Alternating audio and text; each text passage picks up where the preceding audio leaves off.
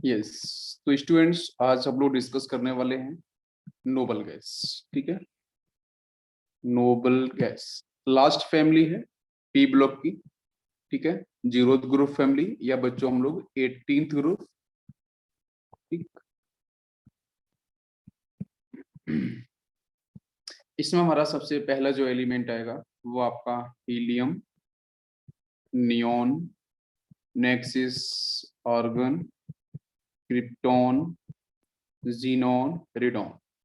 ठीक है, यहाँ पे हीलियम का जो कॉन्फ़िगरेशन है, जन इलेक्ट्रॉनिक कॉन्फ़िगरेशन है ना, वो आपका 1s2 fully filled S subshell. ये आपका फर्स्ट पीरियड है, ये आपका सेकेंड पीरियड है, थर्ड है, fourth period, fifth period, six period. ठीक है, और यहाँ पे आपका जो जनरल कॉन्फ़िगरेशन होता है बच्चों NH2NP6। ठीक है, NH2NP6। तो फर्स्ट का 1s2, नेक्स्ट का आपका 2s2N2P6। आर्गन की बात करते हैं तो आपका 3h2 3p6। क्रिप्टॉन की बात करते हैं तो बच्चों 4h2 4p6।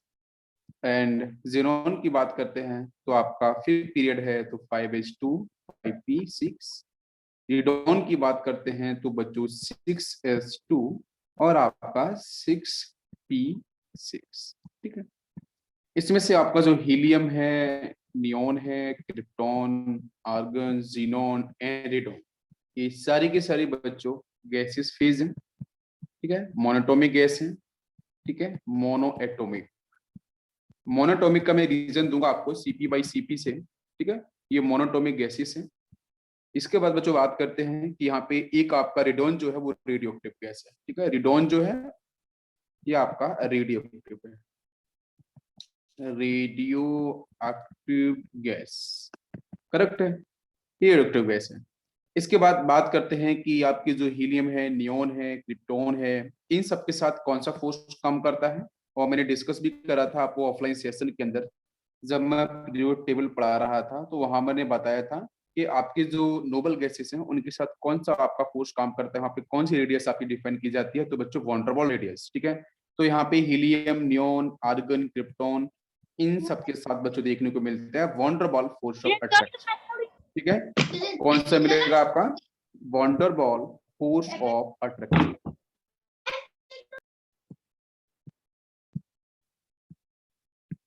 तो यहाँ पे ये सारे के सारे बच्चों यहाँ पे गैसेस होती हैं। ठीक है, मोनोटोमिक गैसेस होती हैं। मोनो का मतलब बच्चों सिंगल, एटॉमिक का मतलब वन एटम। ठीक है, तो यहाँ पे आपको डायटोमिक फीस नहीं मिलेगी बिकॉज सारे के सारे ऑलरेडी स्टेबल है। नोबल गैस, इनर्ट गैस बोले जाने के पीछे रीजन क्या है? नोबल का मतलब बच्चों आइडियल। ठीक है, जिनकी एक्टिविटी बिल्कुल भी ना हो। दूसरा, ये किसी से रिएक्शन नहीं करते हैं इजिली। ठीक, नेक्स्ट है बच्चों इनर्ट। इनर्ट का मतलब होता है नॉन रिएक्टिव। ठीक है, तो इनका इलेक्ट्रॉनिक कॉन्फ़िगरेशन फुली फिल्ड है, ना तो इलेक्ट्रॉन्स को ले सकते हैं ना इलेक्ट्रॉन्स को दे सकते हैं। ठीक है, तो इलेक्ट्रॉन्स लेने और जो देने वाली टेंडेंसी है, मतलब ये समझ में आ रहा है कि यहाँ यहाँ पे इलेक्ट्रॉन्स इजिली शेयर्ड नहीं होने वाले हैं। अब शेयर्ड नहीं होने वाले हैं तो इसका मतलब बच्चों क्या हो यहाँ पे हो जाएगा,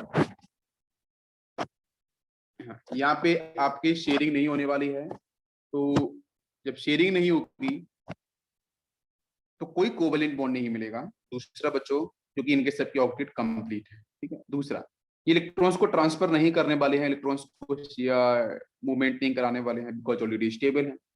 तो यहाँ पे आयोनिक बॉन्ड भी आपको नहीं मिलेगा। ठीक है, नहीं आयोनिक बॉन्ड, नहीं आपका covalent bond.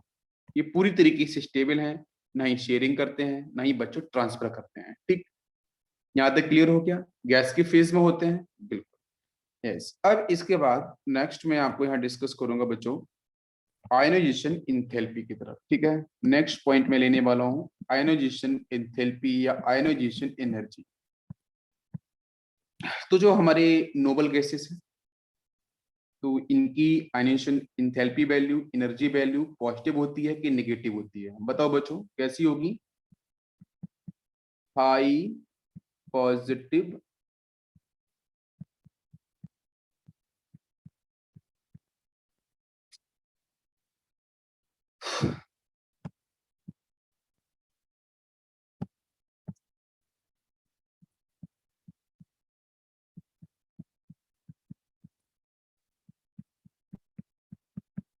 High positive ionisation enthalpy, ठीक है। नोबल गैसेस के में आयनाइजेशन एनर्जी की बात करते हैं बच्चों, तो यहाँ पे इनकी होती है हाई पॉजिटिव आयनाइजेशन एनर्जी।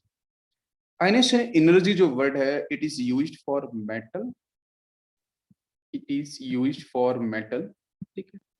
तो सपोज मैं थोड़ी देर के लिए नोबल गैसेस को मेटल मान लेता हूँ बच्चों, ठीक है। अगर मेटल है तो इलेक्ट्रॉन्स को निकालेंगे। तो मेरा क्वेश्चन ये है, क्या ये इजीली इलेक्ट्रॉन्स को निकाल सकते हैं बेटा? नोबल गैसेस जिनका कॉन्फ़िगरेशन बेटा आपका NH2 NP6 है, तो क्या इजीली इलेक्ट्रॉन्स को ये निकाल सकते हैं? ऑलरेडी बच्चों यहाँ पे इनका स्टेबल इलेक्ट्रॉनिक कॉन्फ़िगरेशन है, करेक्ट। जब स्टेबल इलेक्ट्रॉनिक कॉन्फ़िगरेशन है तो उस केस में कोई भी चांस नहीं है कि इलेक्ट्रॉन्स को इजीली निकाल सकें, because ionisation enthalpy term is used for metal, correct. No doubt ये सारे के सारे पी ब्लॉक के एलिमेंट्स हैं बच्चों, नॉन मेटेलिक प्रॉपर्टी डोमिनेट करेगी। लेकिन मैंने आयनेशन एनर्जी के बारे में पूछना चाहूंगा, ठीक है, जो रेगुलर ट्रेंड से थोड़ी सी हटके हैं, जिनको अपन एक्सेप्शन बोल देते हैं, वो एक्सेप्शन नहीं होते हैं। रेगुलर ट्रेंड का मतलब जो होता है सीक्वेंस में चलना, ठीक है। थोड़ा सा अगर आपको अलग तरीके से क्वेश्चंस मिलेगा तो रेगुलर ट्रेंड से हट के मिलेगा, और वहीं पे आपकी गाड़ी फंस जाएगी और -1 तैयार है आपके लिए, ठीक है। मार्क्स क्यों नहीं आते हैं? रीजन बहुत क्लियर है, बिकॉज हम चीजों को सही तरीके से लेते नहीं है। कल मैं क्वेश्चन करा रहा था, बहुत सारे बच्चे गलत आंसर टिक कर देते हैं, तो इसलिए कोई जब भी बंद होने वाली है, ठीक।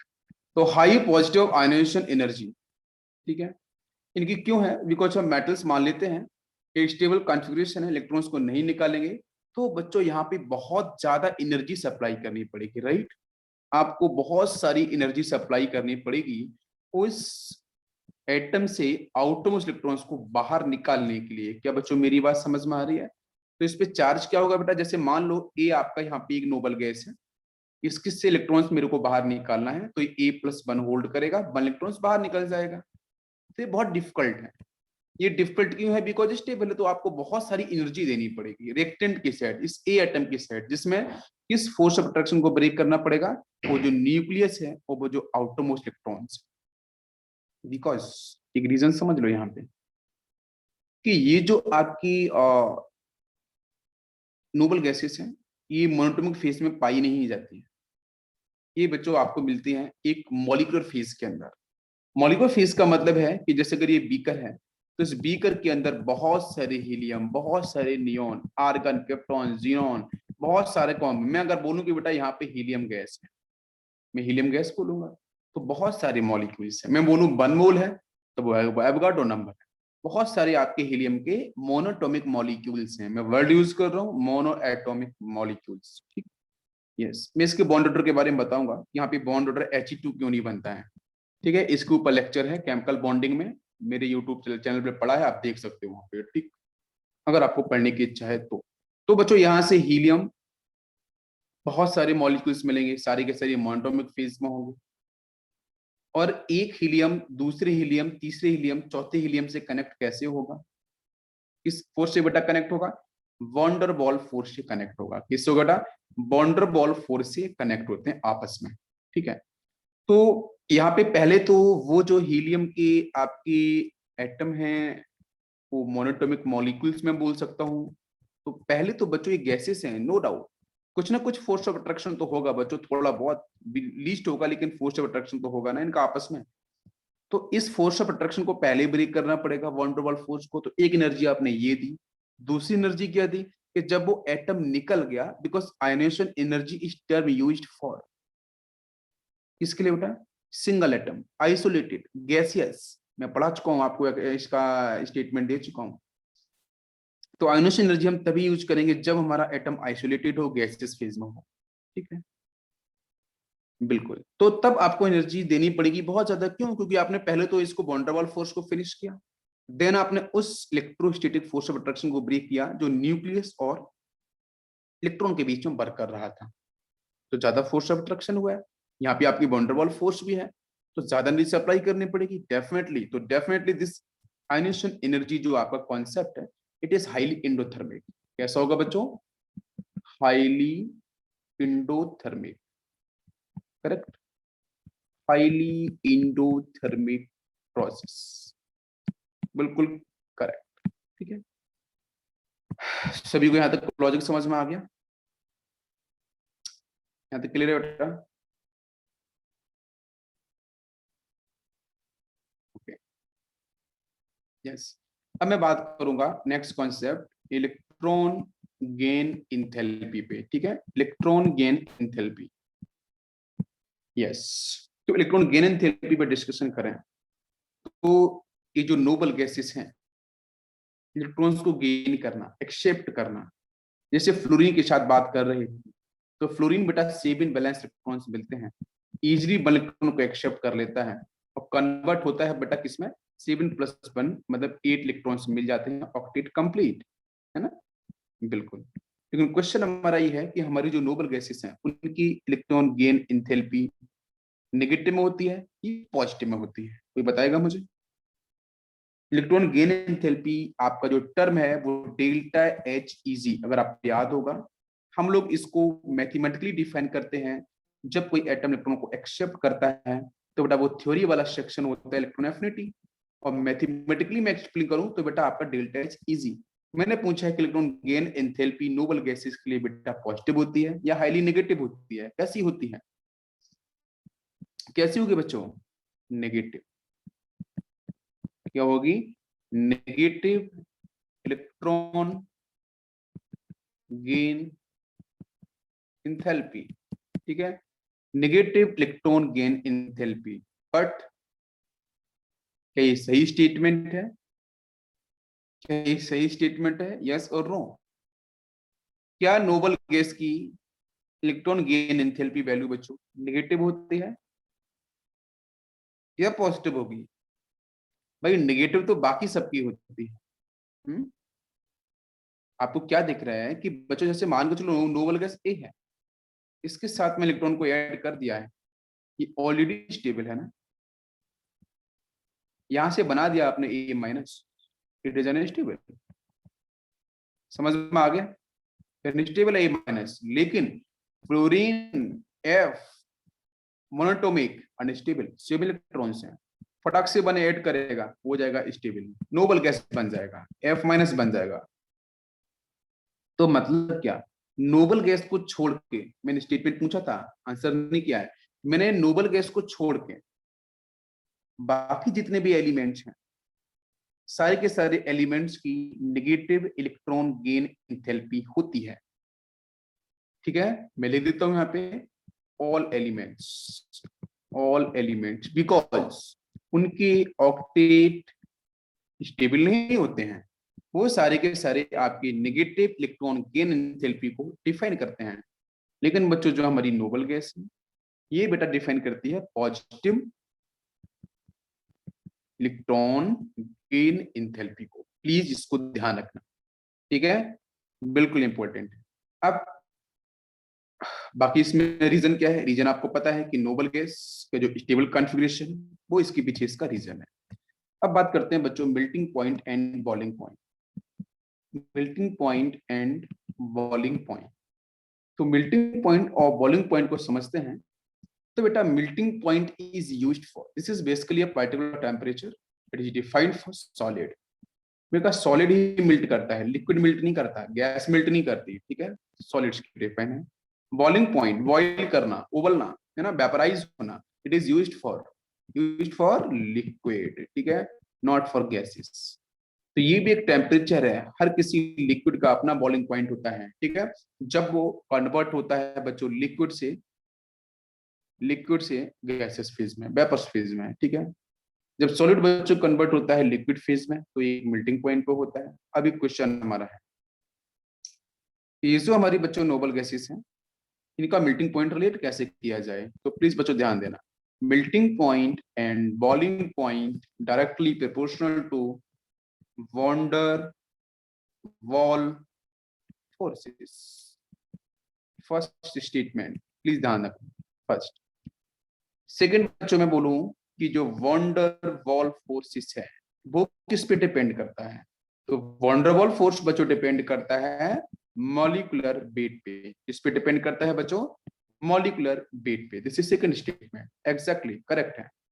नाउ कम्स कि यहाँ पे हमारा जो गैसेस हैं या जो हमारे यहाँ पे मॉलिक्यूल्स हैं मोनोटोमिक, उनके साथ में बात करना चाह रहा हूँ।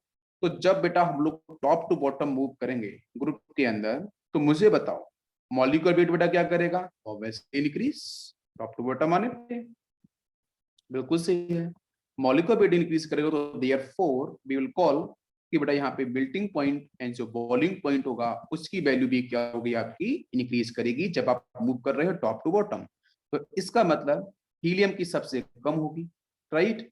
हीलियम का सबसे कम होगा, देन आपका नियोन, नेक्स्ट बेटा आपका यहाँ पे argon and krypton, xenon, last one is radon. Correct, perfect, सभी को समझ में आ गया? तो मेल्टिंग पॉइंट, बॉइलिंग पॉइंट दोनों यहाँ पे लगभग आपका इंक्रीज करता है टॉप टू बॉटम, अगर क्वेश्चन आएगा तो। अब बच्चों हम बात करते हैं यहाँ पे नेक्स्ट पॉइंट। एक क्वेश्चन यहाँ पे ये आता है, ध्यान देना कि ये जो नोबल गैसेस हैं, ये जो इनर्ट गैसेस हैं बेटा, नो डाउट इनकी अपनी प्रॉपर्टीज कुछ ना कुछ मैच कर रही होगी, ठीक है? उनकी प्रॉपर्टीज मैच कर रही होगी, तभी इनको एक ग्रुप में रखा गया है। ग्रुप में रखे जाने के पीछे जो रीजन क्या है? ग्रुप में रखे जाने के पीछे रीजन क्या है? कि कहीं ना कहीं जो हीलियम है, जो नियोन है, जो आर्गन है, क्रिप्टॉन है, जीनोन है, रेडोन है, उनकी प्रॉपर्टीज बच्चों कहीं ना कहीं आपकी मैच कर रही होगी। एक लास्ट एलिमेंट और होता है बच्चा सेवेंथ पीरियड में, जिसका 118 एटॉमिक नंबर होता है। वो इंपॉर्टेंट नहीं है, सिलेबस में नहीं आएगा आपके। 118 एटॉमिक नंबर होता है। रेडोन का 86 होता है, ठीक है, वो आपको पता है, मैजिक नंबर ऐड करते जाना। ये 118 होता है, इसका बेटा नाम क्या होता है, कोई बताएगा मुझे? अनऑक्टियम, दिस इज अनऑक्टियम समथिंग, इस तरीके से यू यू ओ करके इसको हम बोल सकते हैं। बाकी इसका कॉन्फ़िगरेशन आप निकाल ही पाओगे, 7 पीरियड का है तो बेटा 7s2 7p6 हो जाएगा। एक बार बता दिया आपको, एटलीस्ट पता चलेगा 7 पीरियड में हमारा ये एलिमेंट होगा। मेरा क्वेश्चन अभी भी वहीं पे रुका हुआ है कि जो नोबल गैस है उनकी प्रॉपर्टीज आपकी मैच कर रही होगी, इसलिए इनको सेम ग्रुप में रखा गया है। लेकिन क्वेश्चन तो हमारा ये है कि सेम ग्रुप में रखा गया है, बट सुनना बच्चों ध्यान से, ये जो नोबल गैस है वो कलरलेस है, ऑर्डिनरलेस है या टेस्टलेस है? ऑब्वियसली बेटा ये सारी की सारी जो गैसेस हैं, इन सबके पास कोई भी इलेक्ट्रॉन्स अनपेयर्ड नहीं है, कोई भी इलेक्ट्रॉन्स अनपेयर्ड नहीं है। जब कोई इलेक्ट्रॉन्स अनपेयर्ड नहीं है तो यहाँ पे कलर का चांस तो नहीं होने वाला। तो सारी की सारी नोबल गैसेस बच्चों कैसी होती हैं? कलरलेस। मैं जो बात बता रहा हूँ उसी पे क्वेश्चन आपको मिल जाएगा, ठीक है? नेक्स्ट बेटा आपको यहाँ पे ऑर्डिनरलेस, नेक्स्ट बात करते हैं तो tasteless. This is very important properties, colourless, odourless and tasteless. ये सारे के सारे नोबल गैस की अपनी इंडिविजुअल प्रॉपर्टीज होती है। दूसरा, अगर बच्चों में बात करूं बर्निंग को लेके, तो क्या ये गैसेस बर्निंग करती हैं? या बर्निंग को जैसे ऑक्सीजन O2 है ना, वो बर्निंग को सपोर्ट करती है? तो क्वेश्चन हमारा ये है कि ये जो नोबल गैसेस हैं, क्या ये बेटा सपोर्ट करेंगी? बिल्कुल भी नहीं, इनकी रिएक्टिविटी बहुत कम होती है। बिकॉज बिल्कुल सही है, तो मैं बोल सकता हूँ कि ये जो हमारी नोबल गैसेस हैं, नोबल गैसेस हैं, डू नॉट बर्न, ठीक है? बर्न नहीं करेंगी, बिल्कुल ना बर्न करेंगी और ना ही बच्चों बर्निंग को सपोर्ट करेंगी, ठीक है? ना ही बर्निंग को सपोर्ट करते हैं, ये भी आपको ध्यान रखना है। यस, मोनोटोमिक फेज के अंदर है तो कोई कंबाइनिंग कैपेसिटी नहीं है, कोई कंबाइनिंग कैपेसिटी नहीं है। अब इस कंबाइनिंग कैपेसिटी को हम कैसे डिफाइन करें? मोनोटोमिक नेचर को कैसे डिफाइन करें? कंबाइनिंग कैपेसिटी कैसे डिफाइन करें? तो बच्चों इसके लिए एक टर्म आता है स्पेसिफिक, ये फिजिकल केमिस्ट्री का टर्म है, specific heat ratio. Specific heat जो रेशियो होता है, इसका मतलब है सीपी डिवाइड बाई सीबी, ठीक है? CP divide by CP. तो यहां से क्वेश्चन हमारा ये है कि जो सीपी और सीबी की जो वैल्यू है फॉर द इनर्ट गैसेस वो कितनी होती है? तो यहाँ पे मैं प्रूफ करके नहीं दे रहा हूं आपको, इसकी एटोमिसिटी वगैरह के बारे में डिस्कस फिजिकल केमिस्ट्री में किया जाएगा, जब kinetic theory of gases discuss किया जाता है, गैसेस स्टेट पढ़ाया जाता है, और ज्यादा बेटर आपको फिजिक्स में पढ़ने को भी मिलेगा। तो बेटा इसकी जो नोबल गैस मैं बात कर रहा हूँ कि यहाँ पे जो नोबल गैस होती है, नोबल गैस का जो स्पेसिफिक हीट रेशियो है CP/CP का जो रेशियो है वो आता है बच्चों 1.66। कितना आता है? 1.66। दिस इज थ्योरेटिकल वैल्यू, इसको हम निकालते हैं। अब एक क्वेश्चन है कि यहाँ से इसका नोबल गैस का specific heat order, specific heat ratio तो 1.66 आ गया है, लेकिन इन्हीं नोबल गैस की मोनोटोमिक कैरेक्टर को डिफाइन करना है कि मोनोटोमिक में क्यों पाए जाते हैं। तो अगर मैं बेटा मान के चलूं, मैंने कहा हीलियम ट्वाइस, तो आप कैसे बोलोगे सर यहाँ पे हीलियम सिंगल बॉन्ड हीलियम हो सकता है क्या? बिल्कुल भी नहीं होगा। यहाँ बच्चों हम लोग प्रूव करते हैं according to molecular orbital theory. ठीक है, दो हीलियम लेना, एक साइड एक हीलियम, एक तरफ हीलियम, फिर कंबाइनिंग स्टेट करना आपके बीओ में और एबीएमओ के साथ, बॉन्ड ऑर्डर निकलना। तो इसका बॉन्ड ऑर्डर बच्चों कितना आता है? जीरो। कितना आता है? जीरो बॉन्ड ऑर्डर आता है, राइट। बता दिया मैंने, केमिकल बॉन्डिंग में आपको पढ़ने को मिल जाएगा। ठीक है, यहाँ पे मैं सिर्फ आपको पी ब्लॉक के हिसाब से जो कॉन्सेप्ट है वही एक्सप्लेन कर रहा हूँ। ठीक है, बताने को मैं बता दूंगा, लेकिन वो हमारी कुछ मतलब का नहीं है, उसको हम केमिकल बॉन्डिंग में पढ़ेंगे तो वही समझ में आएगा। यहाँ पे मैं सपोज बोल दूंगा हीलियम He2+, तो क्या आंसर होगा? क्या ये पॉसिबिलिटी होगी? मैं बोलूंगा helium twice in negative charge, का ये पॉसिबिलिटी होगी?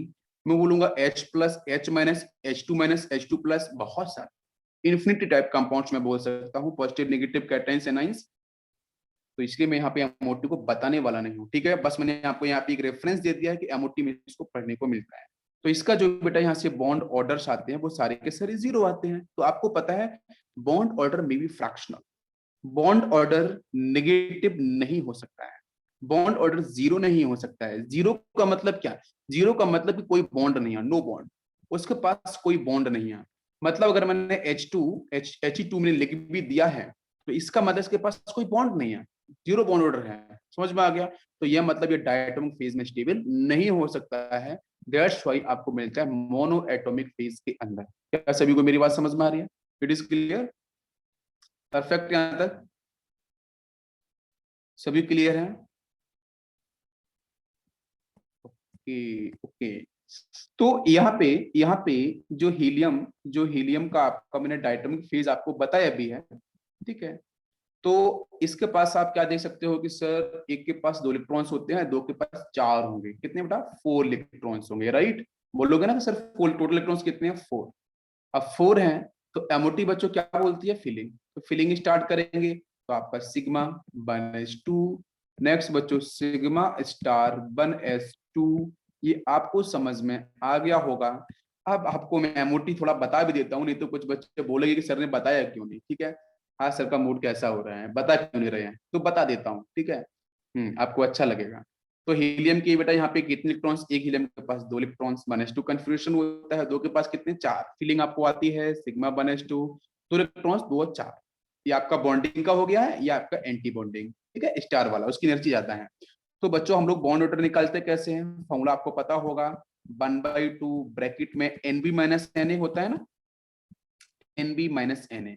एनबी बच्चों क्या होता है? Number of bonded electrons. Na का मतलब क्या होता है? Number of anti bond electron जो स्टार के अंदर भरे हुए इलेक्ट्रॉन्स हैं। ठीक है, तो निकालते हैं यहाँ से हम लोग इसका आंसर। तो बेटा देखो ये 1/2 हो गया है। बॉन्डिंग इलेक्ट्रॉन्स कितने बेटा? ये देखो 2 दिख रहे हैं, यस 2 माइनस स्टार के अंदर एंटी बॉन्डिंग में 2, 2 माइनस 2 दैट इज 0, 0/2। क्या सभी को आंसर मिला बच्चों? 0, बिल्कुल सही। तो क्या मैं बोलूं कि बेटा हीलियम के साथ कोई बॉन्ड दिख रहा है? यहाँ पे कोई बॉन्ड दिख रहा है क्या? तो नो बॉन्ड, कोई भी बॉन्ड यहाँ पे प्रेजेंट नहीं है। अगर कोई बॉन्ड प्रेजेंट नहीं है तो डेफिनेटली यहाँ पे आपका जो ये मॉलिक्यूल्स है डायटोमिक में ना होकर बच्चों की इसमें होगा मोनो एटोमिक फेज के अंदर ही बच्चों क्या करेगा? स्टेबल होगा। क्या सभी को मेरी बात समझ में आई? एग्जाम्पल दे दिया बच्चों केमिकल बॉन्डिंग का, समझ में आ गया? तो this zero bond order what will define? Yes, the noble gas always exist in monoatomic character. सभी क्लियर हो गया? It is very important concept, सभी को समझ में आ गया होगा? ओके, अब चलते हैं बच्चों हम लोग नेक्स्ट पॉइंट में। छोटा सा कॉन्सेप्ट था ये।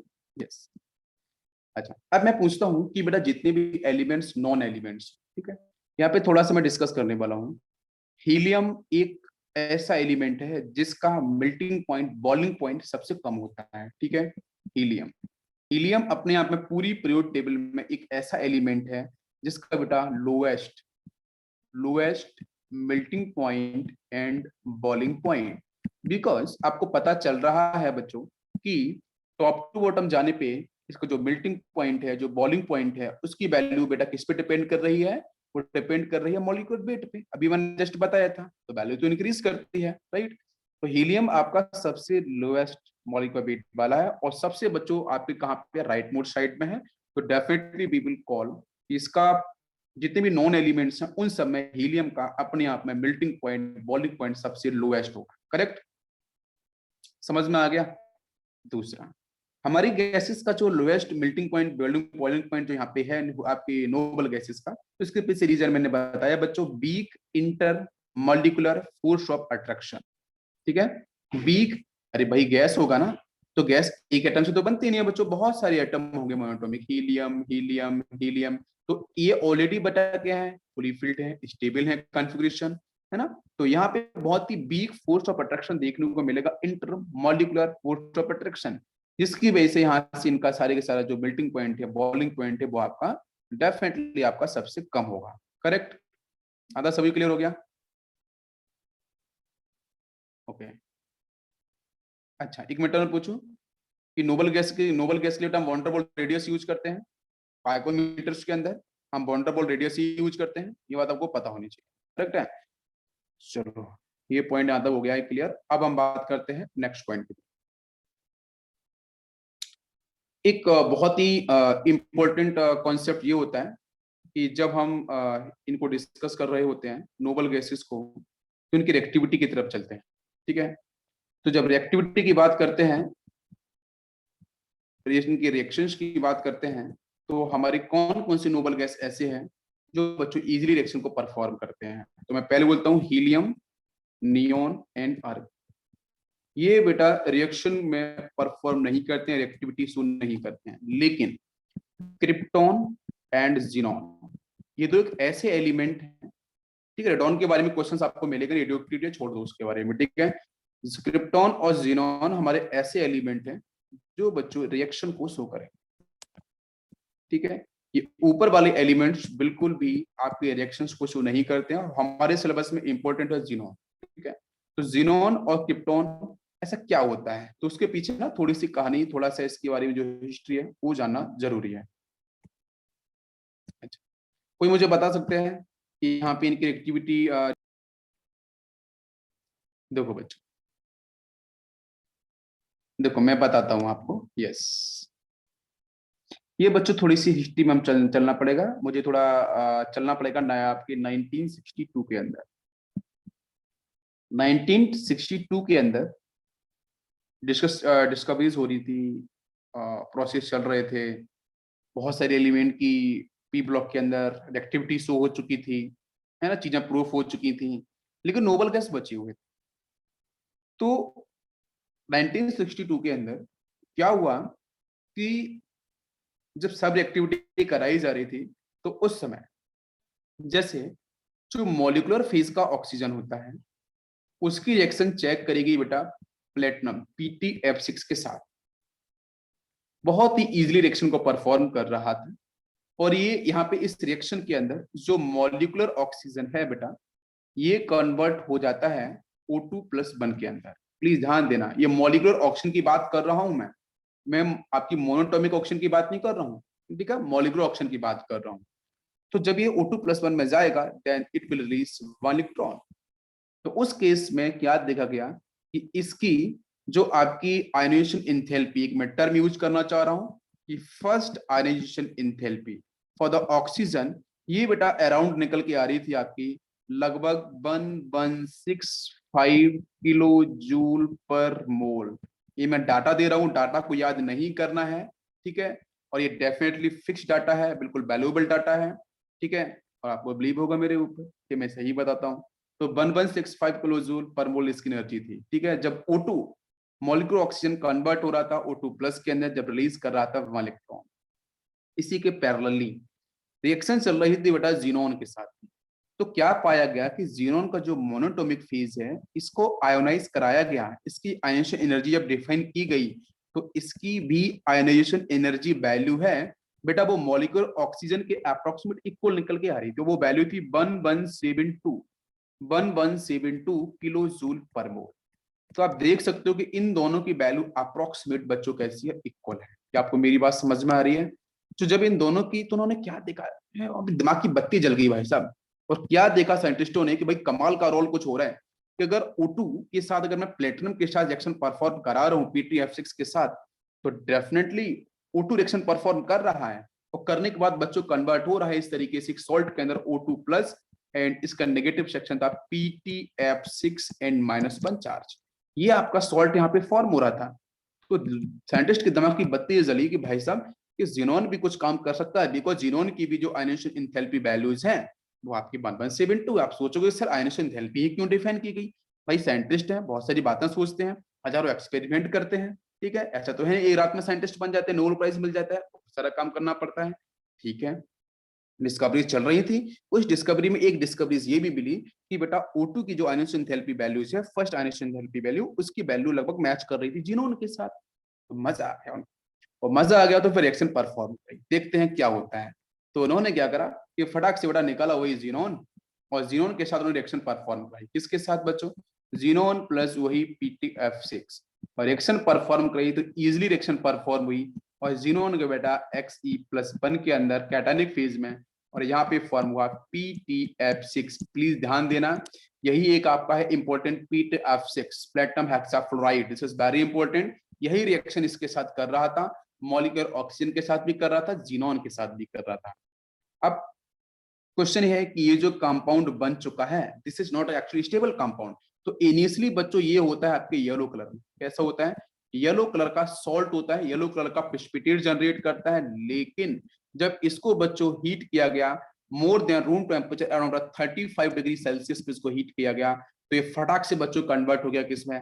XeF, और ये सेक्शन था पॉजिटिव पार्ट, नेगेटिव आपका हो गया था PtF6, और इसके साथ बच्चों आया था नेगेटिव चार्ज। अब एक क्वेश्चन है कि आपको यहाँ पे ये मिल चुका है, लेकिन होता क्या है कि बेटा इसके साथ फिर से वही कंपाउंड, ये जो आपको दिख रहा है PtF6, ये PtF6 फिर से इंट्रोड्यूस होता है, और PtF6 फिर से इंट्रोड्यूस होगा, फ्लोरिनेटिंग एजेंट है, फ्लोरिनेटिंग एजेंट है, तो यहाँ से बनेगा FcF6 प्लस, और बेटा यहाँ से आपका नेगेटिव पार्ट जनरेट होगा। लेकिन फिर से बेटा ये रीअरेंजमेंट करता है, रीअरेंजमेंट करने का कन्वर्ट होता है XeF, and it will hold the positive charge, negative section होगा आपका Pt2F11। तो ये जो मॉलिक्यूल बना है दिस इज फाइनली स्टेबल, और ये बेटा टेट्राहेड्रल पोजीशन को ऑक्युपाई करता है, और येलो कलर का होता है, कैसा? येलो कलर का फाइनल पीपीटी मिलता है।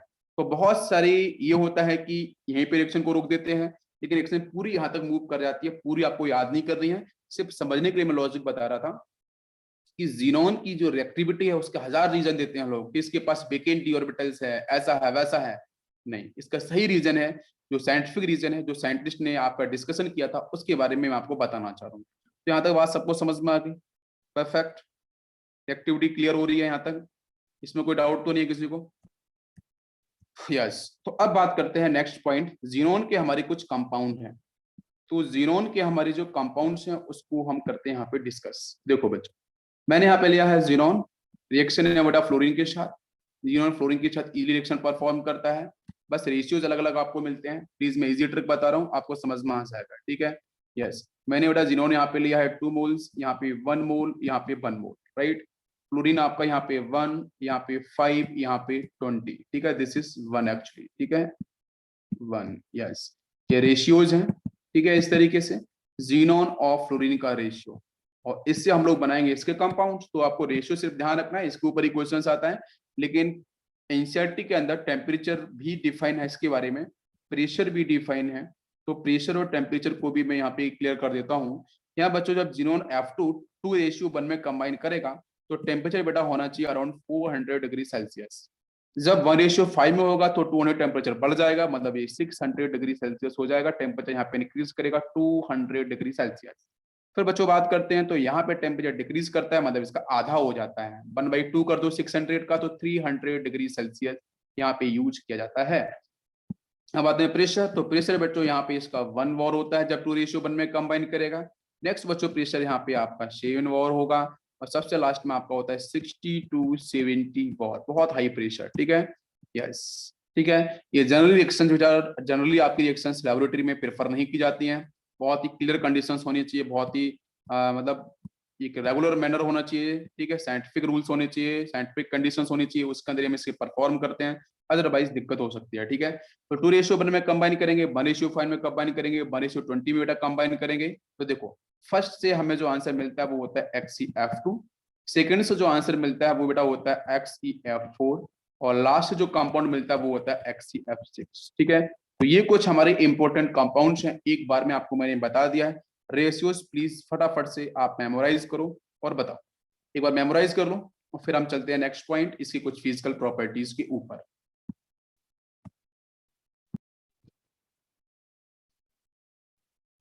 यस, अब बच्चों देखो हम लोग बात करने वाले हैं इसके नेक्स्ट कॉन्सेप्ट की तरफ, ठीक है। तो जो हमारे हैलाइट्स बन चुके थे बच्चों जीनोन के, उसमें था आपका XeF2, नेक्स्ट था बच्चों XeF4, नेक्स्ट था XeF6। मेरा क्वेश्चन समझ लेना, यहाँ पे मेल्टिंग पॉइंट का सीक्वेंस क्या होगा, ये क्वेश्चन आया है प्रीवियस ईयर के अंदर। मेल्टिंग पॉइंट का सीक्वेंस क्या होगा, ठीक है, मेल्टिंग पॉइंट का सीक्वेंस क्या होगा, बताओ बच्चों क्या सीक्वेंस होगा मेल्टिंग पॉइंट का। XeF2 की बात करते हैं तो इसका मेल्टिंग पॉइंट की बात करते हैं तो 140 डिग्री सेल्सियस अराउंड होता है, इसकी बात करते हैं तो 117 डिग्री सेल्सियस, और जो लास्ट है XeF6, इसका मेल्टिंग पॉइंट बच्चों कितना होगा, एनी आइडिया, इसका मेल्टिंग पॉइंट क्या होगा। इसे तो इससे कम होता है, मतलब ये मान के चलूं मैं, पता है अप्रोक्स 100, इसका राउंड आपका चला जाता है। तो आपको यहाँ पे दिख भी रहा होगा, हाँ, तो यहाँ पे सबसे हाईएस्ट आपका किसका है, XeF2। अभी क्वेश्चन है कि सर XeF2 अधिक क्यों है, अधिक क्यों है, what is the reason. Reason is very easy कि बेटा जो जीनोन है उसके साथ 2 फ्लोरीन है, 2 फ्लोरीन से अटैच हो जाएंगे, करेक्ट बेटा, बाकी लोन पे से लगा लेना। तो ये जो स्ट्रक्चर है ना बेटा, ये लगभग आपको मिलता है लीनियर पैटर्न में, कैसा मिलता है, लीनियरली पैटर्न में आपको देखने को मिलता है, जिसकी वजह से यहाँ पे जो बाकी XeF2 आएंगे, ऐसा तो होगा कि XeF2 मिलेगा, बाकी XeF2 आएंगे तो वो बहुत ही अच्छे से प्रॉपर्ली साइंटिफिक अरेंज्ड हो जाएंगे, कैसे बेटा, अरे मैं बोलूं arrangement, perfect term is arrangement. यहाँ पे XeF2 जो लिनियरली फेज में होगा वो इजिली बच्चों यहाँ पे क्या करता है, अपने बहुत सारी मॉलिक्यूल्स को बहुत ही प्रॉपर्ली अरेंज कर पाता है। भाई इस तरीके से है ना, नेक्स्ट नेक्स्ट नेक्स्ट नेक्स्ट इस तरीके से समझ में आ रहा है। लिनियरली अरेंज करने की वजह से, ये प्रॉपर्टीज होने की वजह से, ये बात बेटा मैं कर रहा हूँ on the basis of structure, ठीक है। तो लिनियरली अरेंजमेंट होने की वजह से ये बहुत ही अच्छा, इसका जो मेल्टिंग पॉइंट है वो अधिक होता है as compare to XeF4 and XeF6, और डिफरेंस बहुत अधिक नहीं है बेटा, ठीक है। ये 117 है, वो 140 डिग्री सेल्सियस है। क्या सभी को बात समझ में आ गई, यहाँ तक क्लियर है। यस, मेल्टिंग पॉइंट पे क्वेश्चन आया था, मेल्टिंग पॉइंट मैंने एक्सप्लेन कर दिया है।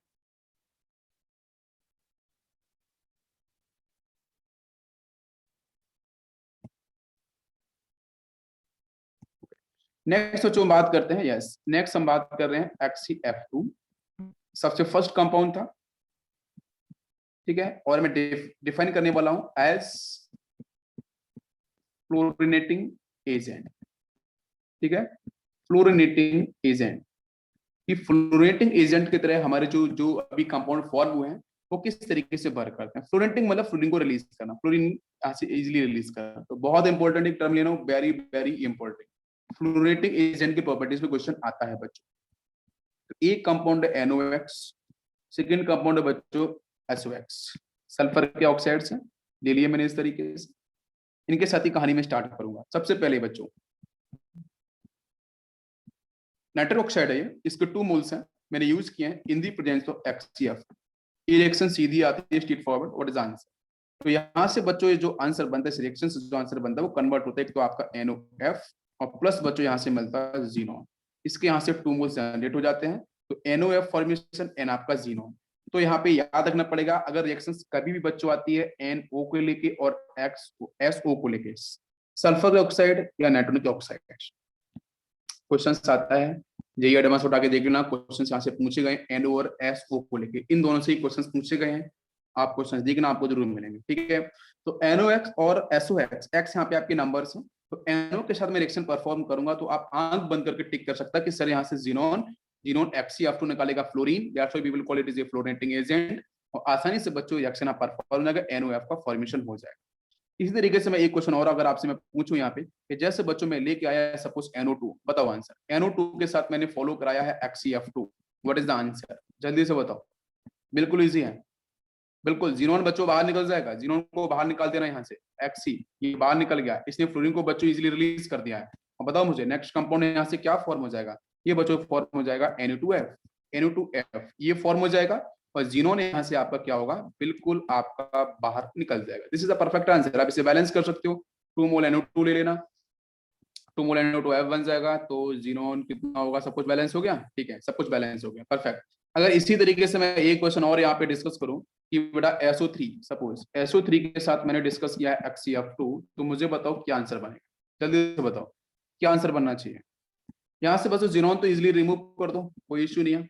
नेक्स्ट आपका बनेगा S, यहाँ पे इसके 2 मोल्स इंट्रोड्यूस होने वाले हैं बिकॉज आपके फ्लोरीन यहाँ पे 2 हैं, तो ये हो जाएगा आपका कितना, S2O6F2। हम इस तरीके से भी इसको लिख सकते हैं। क्या सभी को बात समझ में आ रही है, क्लियर है?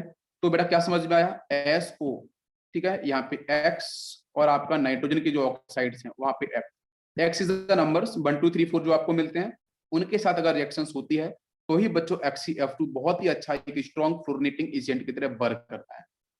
सभी क्लियर हो गया यहाँ तक, कंफर्म? ओके। अब दूसरी कहानी, ये तो आपकी और हुई बेटा आपकी इनऑर्गेनिक। अब बात करते हैं ऑर्गेनिक। ऑर्गेनिक के अंदर भी क्वेश्चंस अगर आता है, वैसे आपके सिलेबस में नहीं है, नीट में नहीं है, लेकिन एडवांस में आता है। बेंजीन के साथ अगर मैं यूज करता हूँ HCF2, तो बेटा ये बहुत ही तगड़ा स्ट्रॉन्ग आपका फ्लोरिनेटिंग एजेंट है। फ्लोरीन यहाँ से रिलीज करेगा, वो जाके यहाँ अटैक करेगा, तो बनेगा फ्लोरोबेंजीन, फ्लोरोबेंजीन और प्लस बच्चों यहाँ से जीनोन, और यहाँ से निकलेगा हाइड्रोजन बेंजीन से, वो बना लेगा HF, ठीक है। एक रिएक्शन का कंप्लीशन यहाँ पे होता है। एक रिएक्शन एल्कीन के साथ भी एडवांस के सिलेबस में आती है, जिसमें आता है बच्चों CH2 double bond CHN single bond CH3। इसके साथ अगर मैंने HCF2 यूज कर दिया तो बच्चों यहाँ से आपका बनता है एडिशनल प्रोडक्ट, और ये जो अनसैचुरेशन है वो कन्वर्ट सैचुरेशन में हो जाएगा, तो बनेगा आपका CH2 CH2, यहाँ से CH, यहाँ से आपका CH3, एक फ्लोरीन यहाँ लगा लो, एक फ्लोरीन यहाँ लगा लो, this is the final product. बाकी क्या बनाना है, जीनोन बना लो बाहर, दिस इज आंसर। एडवांस के पार्ट का है, लेकिन आपको मैंने एक बार बता दिया है, आपको प्लीज अगर ध्यान रख सकते हो तो बहुत ही अच्छी बात है, नहीं तो कोई डाउट नहीं है, कोई दिक्कत नहीं है। आप चेक भी कर सकते हो ना, यहाँ पे जीनोन का ऑक्सीडेशन नंबर कितना है, 4 आएगा, राइट, +4। यहाँ जीनोन क्या है बच्चों, 0, तो +4 से 0 मतलब रिडक्शन हो रहा है, रिडक्शन हो रहा है ना, देखो जिसने बच्चों रिलीज किया मोस्ट इलेक्ट्रोनेगेटिव एटम। मेरी बात समझ में आ रही है, तो रिडक्शन ही होगा ना। अरे करेक्ट बात समझ में आ रही कि ना रही बेटा, जल्दी से बताओ। यहाँ तक क्लियर हो गया, कोई डाउट है किसी को? यस। एक क्वेश्चन बच्चों और आता है जो बहुत ही इंटरेस्टिंग क्वेश्चन है, ठीक है, जहां पे मैं डिस्कस करूंगा कि अगर मानकर चलो बच्चों यहाँ पे NF3 के साथ रिएक्शन आता है, ठीक है उसको कर लेते हैं। यस, जैसे क्वेश्चन है बेटा HCF6 when combined with HCl, क्या आंसर बनेगा? मैं HCF6 when it is combined with ammonia, इसके साथ आंसर क्या बनेगा? ये क्वेश्चन आपकी प्रीवियस ईयर का है, ठीक है, ये ट्रिपली क्वेश्चन है, बिल्कुल एज इट इज स्टेटमेंट पूछा गया था, ठीक है। और मैं पूछूं तो एक मैं और ऐड कर दूं, सपोज बेंजीन के साथ अगर मैंने HCF6 यूज किया है तो आंसर क्या बनेगा? तो इजी है बेटा, ये सारे के सारे फ्लोरिनेटिंग एजेंट हैं, कोई डाउट ही नहीं है, बट ये रिएक्शन अपने आप पे इंपॉर्टेंट है, ये ट्रिपली में पूछी जा चुकी है, ठीक है, अमोनिया के साथ। तो यहाँ से बच्चों बनता है जीनोन, जीनोन आपका यहाँ से रिलीज हो जाएगा, प्लस बेटा जो आपका अमोनिया में नाइट्रोजन है, it will convert into the N2 gas, N2 gas release हो गई, यही पूछी गई थी N2 गैस, और प्लस बच्चों यहाँ से बन जाता है NH4F, ठीक है। ये सॉल्ट जैसे NH4Cl होता है ना, एक सॉल्ट बन जाएगा। N2 गैस के बारे में क्वेश्चन पूछा गया था, N2 गैस की प्रॉपर्टीज ये रखी थी, और बोला गया था कि HCF2 के साथ अगर हम यूज करेंगे अमोनिया तो H2 गैस में रिलीज, तो आपका आंसर था N2 गैस, वही आपको टिक करना था।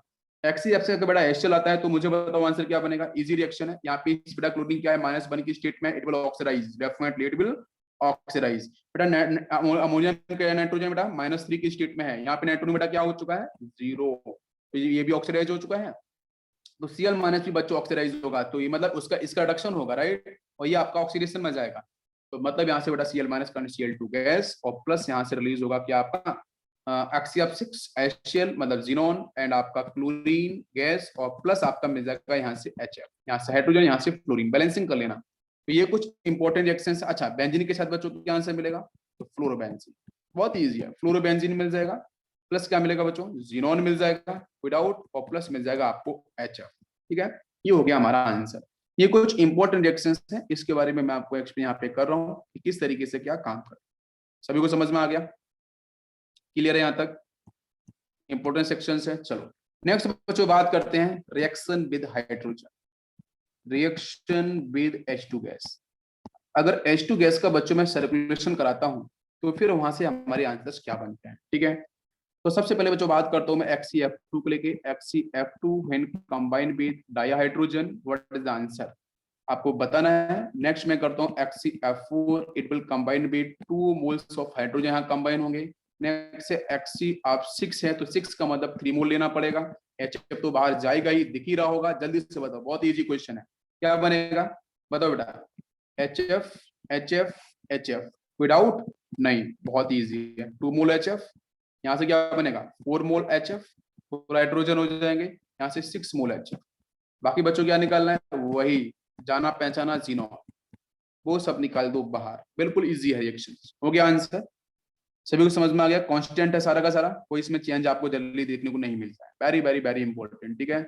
यस, यही रिएक्शन इसमें इंपॉर्टेंट है। ऐसा लग रहा था कि जिनोन में कुछ भी नहीं है, हाइड्रोजन आपकी नोबल गैसेस के अंदर, लेकिन है बच्चों, ठीक है। यस, नेक्स्ट हम बात करने वाले हैं reaction with water molecules, reaction with H2O। H2 के साथ रिएक्शन क्या होती है, तो ये भी इंटरेस्टिंग सेक्शन है यहाँ पे। तो क्वेश्चन हमारा है कि क्या वाटर मॉलिक्यूल्स आसानी से रिएक्शन परफॉर्म करेगा? बिल्कुल करेगा, डेफिनेटली, बिकॉज फ्लोरीन है, इलेक्ट्रोनेगेटिव है, पोलैरिटी क्रिएट करेगा, तो वाटर मॉलिक्यूल के साथ ये सॉल्युबिलिटी शो करेंगे, because water molecules is also a polar.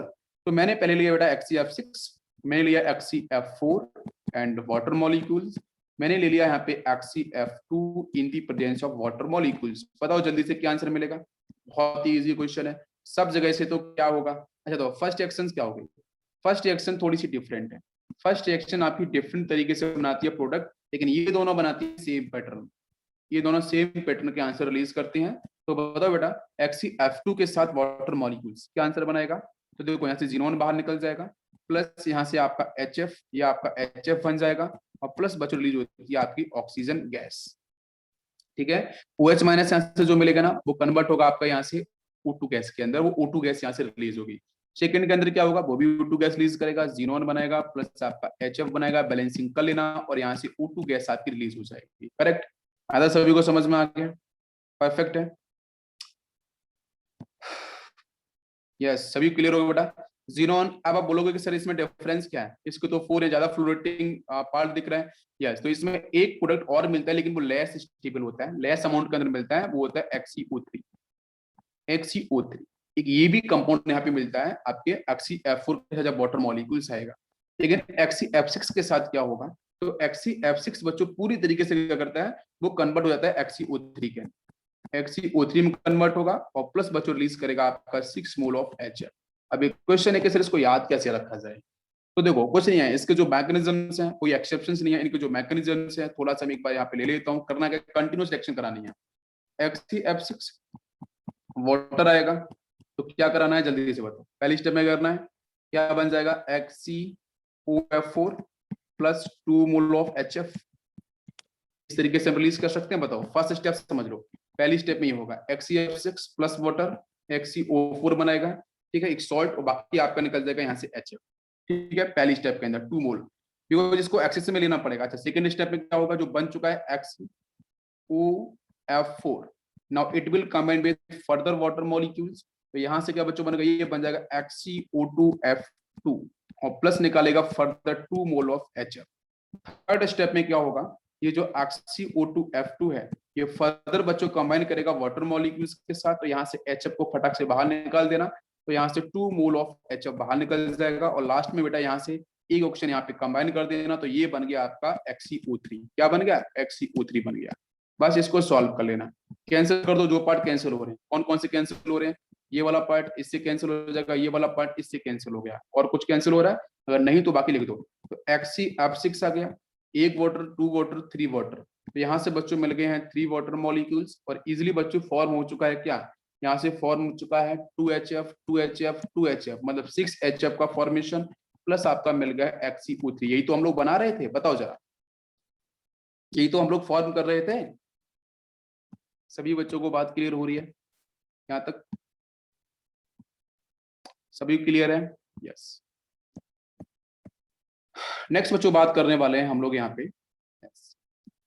यहाँ पे आपके जो इसके स्ट्रक्चर्स हैं उसको हम पहले समझते हैं और फिर बात करेंगे।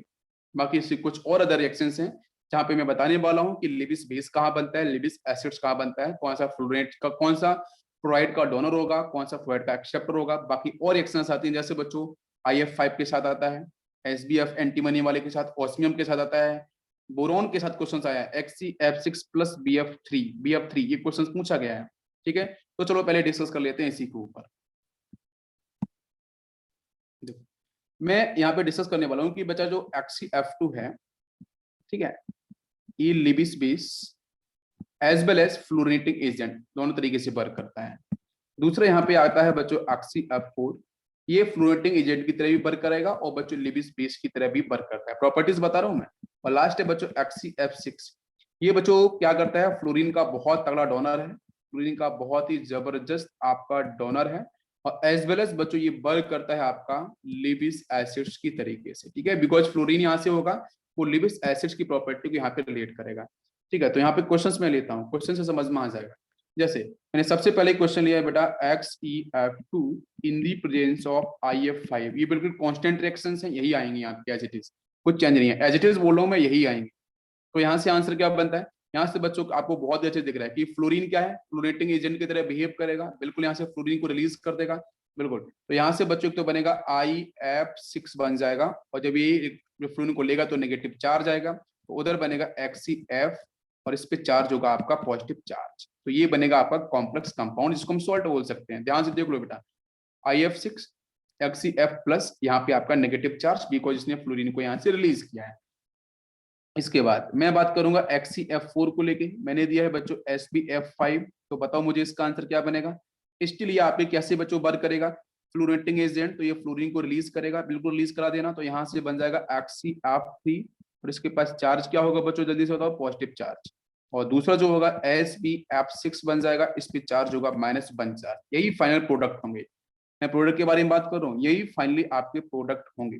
ठीक, यस। इसके बाद बात करता हूं मैं next reaction XCF4, now it combine with osmium pentafluoride, तो आपका आंसर क्या बनेगा। अभी भी बच्चों ये क्या करेगा, फ्लोरेटिंग एजेंट की तरह वर्क करेगा, फ्लोरीन को रिलीज करेगा, ऑस्मियम को एक्सेप्ट करेगा, तो ये बन जाएगा XCF3, it will hold the positive charge, और यहाँ बनेगा ऑस्मियम, ये आपका 6 हो जाएगा, और इसके साथ बच्चों लगेगा -1 चार्ज। ठीक है, ये बनेगा फाइनल प्रोडक्ट, यही टिक करना होगा आपको इस तरीके से। नेक्स्ट मैं बात करूं FCX6 को लेके, अगर इसके सामने बच्चों आता है BF3, तो मुझे बताओ यहाँ से क्या आंसर बनेगा। तो इसकी मैंने प्रॉपर्टीज अभी बताई थी कि बच्चों कैसे फ्लोरीन का अच्छा खासा डोनर है, ठीक ठाक है, लिबिस बेस की तरह वर्क करेगा, लेकिन फ्लोरीन को एक्सेप्ट करेगा तो लिबिस एसिड। मेरी बात समझ में आ रही है, फ्लोरीन का डोनर लिबिस बेस, फ्लोरीन का एक्सेप्टर लिबिस एसिड, ये दो बात आपको ध्यान रखनी पड़ेगी।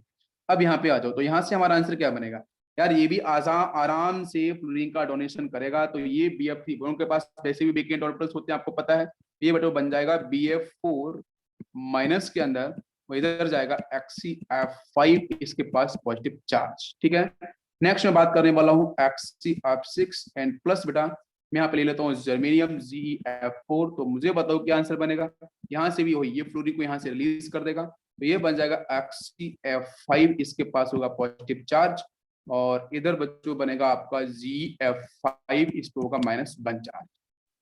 समझ में आ गया, बहुत इजी क्वेश्चन था, कोई डाउट इसमें। सारी की सारी जगह फ्लोरीन फटाफट बेटा डोनेशन कर रहा है और आंसर बनाता जा रहा है। यस, किसी कोई कंफ्यूजन यहाँ तक, बिल्कुल नहीं, सब कुछ इजी था, समझ में आ गया। न्यू क्वेश्चन है, न्यू ट्रेंड है, बिल्कुल समझ में आया होगा। अब बात करते हैं बड़ा थोड़ा सा डिफरेंट, जहाँ पे लिबिस एसिड की तरह आपका जो XCF6 है वो कैसे वर्क करता है। ठीक है, तो XCF6 लिबिस एसिड की तरह भी वर्क करता है, एसिड का मतलब एक्सेप्टर, तो देते हैं। तो XCF6 के सामने अगर बच्चों आते हैं आपकी एस ब्लॉक की सॉल्ट, एस ब्लॉक की मैं बोलूं एस ब्लॉक मेटल की फ्लोराइड्स आते हैं, एस ब्लॉक मेटल की फ्लोराइड आते हैं, तो उस केस में आपको ध्यान रखना पड़ेगा। मेरी बात समझ में आ रही है, करेक्ट है बच्चों। यस, अगर एस ब्लॉक की फ्लोराइड्स आते हैं, मेटल के फ्लोराइड्स आते हैं, तो उस केस में आपका लिबिस एसिड मतलब एक्सेप्टर, ठीक है, एक्सेप्टर की तरह वर्क करेगा। क्या आपको मेरी बात समझ में आ रही है। मैंने अभी बोला था फ्लोरीन का डोनर होगा, F- का डोनर होगा तो बच्चों लिबिस बेस, F- का एक्सेप्टर होगा तो लिबिस एसिड। क्या मेरी बात समझ में आ रही है। ये पॉइंट बहुत इंपॉर्टेंट है, गलती नहीं होनी चाहिए, ठीक है। तो यहाँ पे आपका जो आंसर है फ्लोरीन को डोनेट डोनेट कर देगा बेटा यहाँ से, ये बन जाएगा आपका यहाँ से ऑक्सी और इसके पास चार्ज होगा माइनस, और ये बनेगा आपका रुबिडियम पॉजिटिव, ठीक है। This is the answer, product बिल्कुल बन गया। नेक्स्ट बच्चों में बोलूं कि XeF6 in the presence of caesium fluoride, बताओ मुझे क्या आंसर बनेगा। यहाँ से फ्लोरीन बेटा फिर से फ्लोराइड डोनेशन हो जाएगा, यहाँ भी फ्लोराइड का डोनेशन है, it will work as Lewis acid, ये भी आपका लिबेस एसिड। यहाँ से आपका आंसर बन जाएगा, देखो सीजियम आपका होगा वो +1 की स्टेट में जाएगा, और बाकी आपको मिलेगा स्क्वायर ब्रैकेट के अंदर XeF7, इस पे चार्ज होगा बच्चों -1। तो यहाँ पे कैसे वर्क कर रहा है बेटा, लिबिस एसिड की तरह। बाकी जगह बच्चों कैसे वर्क कर रहा था, लिबिस बेस की तरह। कोई कंफ्यूजन है इसमें? एक क्वेश्चन और दूं मैं आपको, चलो। XeF6 in the presence of silica, बताओ मुझे क्या आंसर यहाँ से बनेगा, जल्दी से बताओ। यहाँ से क्या आंसर बनेगा, एक्शन थोड़ी सी डिफरेंट है, क्या करेगा, क्या आंसर बनाएगा। बहुत पॉपुलर इसका एक कंपाउंड XeOF4, ये बहुत पॉपुलर कंपाउंड है इसका। पहली बड़ा फॉर्म होता है XeOF4, और XeOF4 ये कन्वर्ट हो जाता है XeO2F2 के अंदर, और ये फाइनली कन्वर्ट होता है आपका XeO3 के अंदर।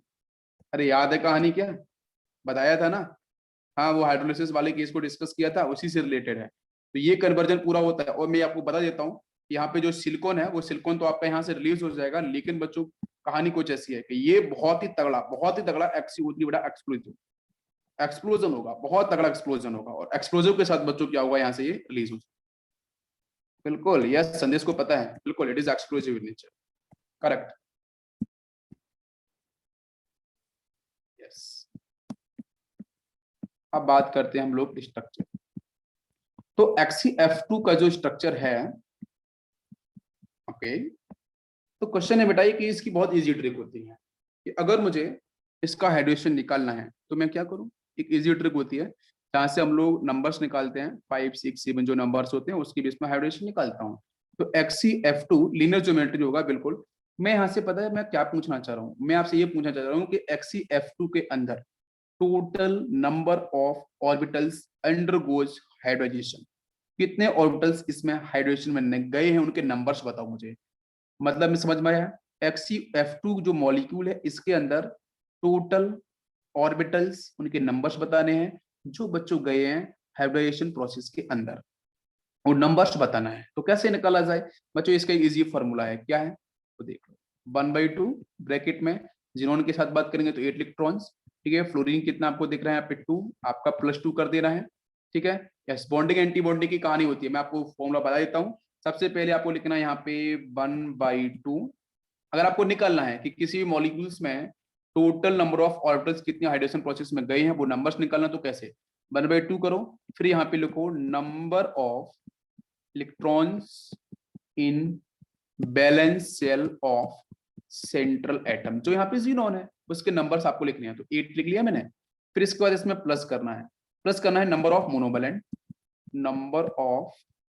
मोनोवैलेंट एटम्स जो सराउंडेड हैं, ठीक है, उनके नंबर्स आपको लिख लेना है। मेरी बात समझ में आ रही है? बिल्कुल बच्चों, प्लस नेक्स्ट इसके बाद आपको क्या करना है, हाँ एक माइनस टर्म और आएगा, प्लस आपका लास्ट में आता है, इसमें चार्ज लिखते हैं, क्या लिखते हैं, प्लस में लिखते हैं चार्ज ऑन एनायन, एनायन पे चार्ज कितना है। एक माइनस वाला टर्म भी आता है, माइनस में हम लोग लिखते हैं charge on cation, charge on cation. ये पूरा फॉर्मूला है। तो मैं एक बार फिर से रिपीट करूं, देखो number of electrons valence shell central atom पे कितने हैं वो नंबर्स लिख लेना, plus number of monovalent atoms कितने सराउंडेड वो आपके नंबर्स आ जाएंगे प्लस के साथ। फिर प्लस में रहता है चार्ज ऑन एनायन, एनायन का चार्ज प्लस में लिखना है, लेकिन कैटन का चार्ज कैसे लिखना है, नेगेटिव में लिखना है, जो नंबर्स होगा। बात समझ में आ गई? चलो अब देखते हैं यहाँ पे हमारा क्या आंसर बनेगा। तो XeF2 में कितना हो गया बच्चों, चार्ज तो कुछ दिख ही रहा है, तो चार्ज सारा का सारा कितना हो जाएगा 0। मोनोवैलेंट एटम कितने अटैच हैं उनके साथ, वो 2 है, वो मैंने लिख ही दिए।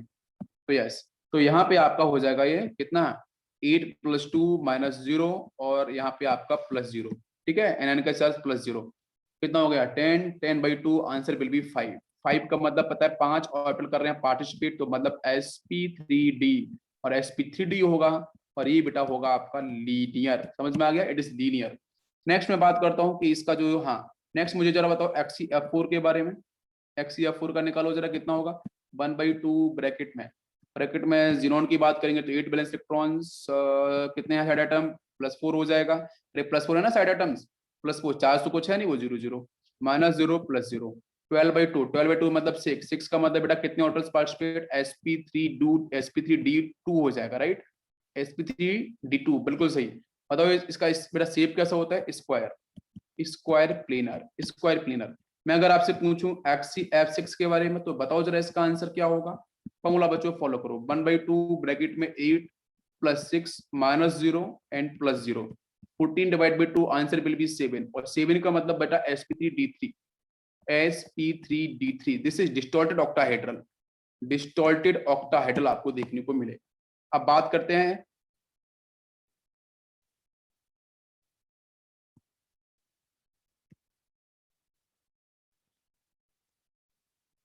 इस फॉर्मूले की जरूरत की, हम डायरेक्टली समझ जाते हैं। ओके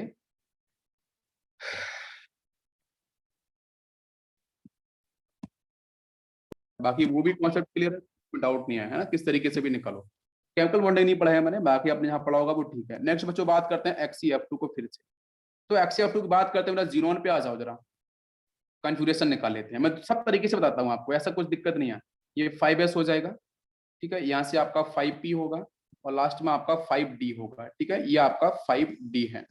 फिलिंग कर लो तो 5s में 2 इलेक्ट्रॉन्स होंगे, 5p में आपके टोटल हो जाएंगे 1 2 3 4 5 6, d में आपके 0 होंगे, ठीक है ना, d में 0 होंगे। अब इसके सामने बच्चों क्या होगा, एक्साइटेशन करा सकते हैं क्या, एक्साइटेशन करा सकते हैं, बिकॉज अरे भाई यहाँ पे तो कोई इलेक्ट्रॉन्स है ही नहीं है ना, एक्साइटेशन बिकॉज 2 फ्लोरीन मुझे जोड़ना है, अगर 2 फ्लोरीन मुझे जोड़ना होगा तो एक्साइटेशन कराना पड़ेगा। मेरी बात समझ में आ गई, बस तो सिर्फ एक बार एक्साइटेशन, कितनी बार, एक बार, 2 बार नहीं, एक बार कराओगे, इलेक्ट्रॉन्स अनपेयर्ड, इसको उठा के यहाँ लगा दो, बस इलेक्ट्रॉन्स यहाँ पे अनपेयर्ड, एक यहाँ पे अनपेयर्ड, बस मौका मिल गया फ्लोरीन को, जाके बच्चों फ्लोरीन के पास 7 इलेक्ट्रॉन्स होते हैं, बॉन्डिंग बना लेगा, ठीक है। तो एक बार फ्लोरीन यहाँ कनेक्ट होगा, एक बार फ्लोरीन आपका यहाँ कनेक्ट होगा, समझ में आ गया, क्लियर है।